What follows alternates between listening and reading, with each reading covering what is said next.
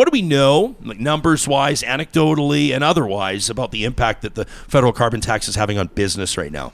Yeah, so we just partnered with our colleagues in the Atlantic provinces, to represent about 35,000 businesses in those two regions to really share with the feds the impact that it's having. The pan-Canadian approach is really what's bothering us, is how they're picking winners and losers in provinces in terms of how they're doling out relief, those types of things. And, ironically, it's our Atlantic colleagues that want to partner with us in that conversation.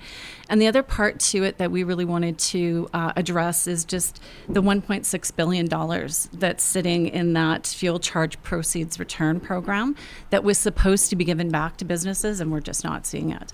So what would be like, how would you like to see that? Just like if you were writing the policy, what would that look like? Like, what do you think would be the appropriate approach there? In terms of giving that money back? Yeah. So I would just say equal distribution in terms of contribution rates and where the money is coming from.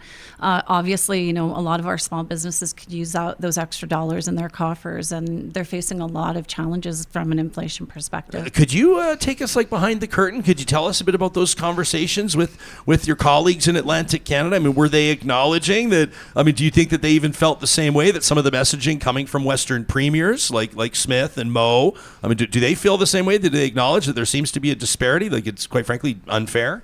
Yeah, and that is the exact conversation we were having with them. And the other part to this is really putting the control back in the provincial and territorial jurisdictions. That's really another part that was critically important to us in this conversation with the feds around the carbon pricing. And so we definitely agree on that. I mean, they don't want to shoot themselves in the foot, but they definitely agree that, there's got to be a better approach. And this pan-Canadian approach is just not working. Huh.